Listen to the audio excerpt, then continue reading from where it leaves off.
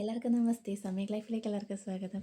ഇപ്പോൾ സഫറിങ് ഒഴിവാക്കാനുള്ള 6ാമത്തെ മാർഗ്ഗം വേദങ്ങളിൽ പറയുന്നതാണ് ജ്ഞാനയോഗം എന്നുള്ളത്. നമുക്കറിയാം, നമ്മളുടെ ഒരു പേരിൽ അല്ലെങ്കിൽ നമ്മുടെ ശരീരത്തിൽ നമ്മൾ ഭയങ്കര പ്രൗഡാണ് അല്ലേ. ഇതെൻ്റെ ശരീരം, അല്ലെങ്കിൽ എൻ്റെ തോട്ട്സ്, എൻ്റെ ഇമോഷൻസ്, നമ്മളെല്ലാ കാര്യങ്ങളും എന്താണ് നമ്മുടെ പോയിൻ്റ് ഓഫ് വ്യൂവിലാണ് കാണുന്നത്. ഈവൻ നമ്മളുടെ ഒരു പേര് പോലും എന്താണ്, അത് നമ്മളുടെ അച്ഛനും അമ്മയും നമുക്ക് ദാനം തന്നതാണ്. അപ്പം നമ്മൾ മനസ്സിലാക്കേണ്ടത് നമ്മളുടെ ഈ ഒരു ബോഡി ആണെങ്കിലും നമ്മളുടെ ചിന്തകളാണെങ്കിലും നമ്മുടെ ഇമോഷൻസ് ആണെങ്കിലും അതേപോലെ നമ്മുടെ ജീവിതത്തിലെ വിജയമാണെങ്കിലും പരാജയമാണെങ്കിലും ഇതൊന്നും എന്താണ് പെർമനൻ്റ് അല്ല.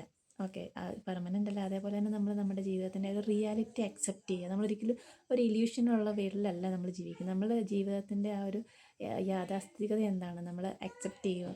അപ്പോൾ ഇത്തരത്തിൽ നമ്മൾ ഈ ഒരു സെൽഫ് എൻക്വയറി നടത്തുമ്പോൾ തന്നെ ഞാൻ ആരാണ്, ഹു ആം ഐ എന്നുള്ള ചോദ്യത്തിന് ഉത്തരം കണ്ടെത്തുമ്പോൾ തന്നെ എന്താണ് നമുക്ക് നമ്മളുടെ ഈ ഒരു ഈഗോ എന്താണ് നമുക്ക് കുറച്ചുകൂടെ കുറഞ്ഞ് നമ്മൾ കുറച്ചുകൂടെ ഹൃദയവിശാലത ഉള്ളവരായിട്ട് നമ്മൾ മാറുന്നുണ്ട്. ഇപ്പോൾ ഉദാഹരണത്തിന് ഒരു സ്ഥാപനത്തിൽ ഒരു എംപ്ലോയി ഉണ്ട്. അപ്പോൾ ഈ എംപ്ലോയിക്ക് അദ്ദേഹം ചെയ്യുന്ന ഈ ഒരു വർക്ക് ബാക്കിയുള്ളവരെ റെക്കഗ്നൈസ് ചെയ്യണം അല്ലെങ്കിൽ അത് അപ്രീസിയേറ്റ് ചെയ്യണം എന്നുള്ള ഒരു ചിന്താഗതിയുണ്ട്. അപ്പോൾ ആ ഒരു അപ്രീസിയേഷൻ കിട്ടുമ്പോൾ എന്താണ് അദ്ദേഹത്തിന് വളരെ സന്തോഷം തോന്നും. പക്ഷേ അവിടെ ഒരു ക്രിറ്റിസിസം ആണ്, അല്ലെങ്കിൽ അതാരും അതിനെ മൈൻഡ് ചെയ്യുന്നില്ല എന്ന് വരുമ്പോൾ എന്താണ് അദ്ദേഹത്തിന് അത് ഹേർട്ടാവുന്നു. പക്ഷേ ജ്ഞാനമാർഗ്ഗത്തിലൂടെ സഞ്ചരിക്കുന്ന ഒരാളാണെങ്കിൽ എന്താണ് അദ്ദേഹത്തിന് ആരുടെയും ഒരു അപ്രീസിയേഷനോ അല്ലെങ്കിൽ ക്രിറ്റിസിസമോ അതൊരു പ്രശ്നമേ അല്ല. കാരണം അദ്ദേഹത്തിന് അറിയാം അദ്ദേഹം ആരാണ്, അദ്ദേഹം ചെയ്ത വർക്ക് എന്താണ്, അതിൽ എത്രത്തോളം ഇൻറ്റഗ്രിറ്റി ഉണ്ട് എന്നുള്ള പൂർണ്ണമായിട്ടുള്ളൊരു അവയർനെസ് എന്തായിരിക്കും ആ ഒരു വ്യക്തിക്കുണ്ടായിരിക്കും. അപ്പോൾ ഇത്തരത്തിൽ നമ്മളെ എന്താണ് ഈ ഒരു ഒരു അജ്ഞത മാറ്റി നമ്മളെ ആ ഒരു അജ്ഞതയാവുന്ന ഇരുട്ടിൽ നിന്ന് നമ്മളെ അറിവിൻ്റെ വെളിച്ചത്തിലേക്കുള്ള നമ്മുടെ ഒരു യാത്രയാണ്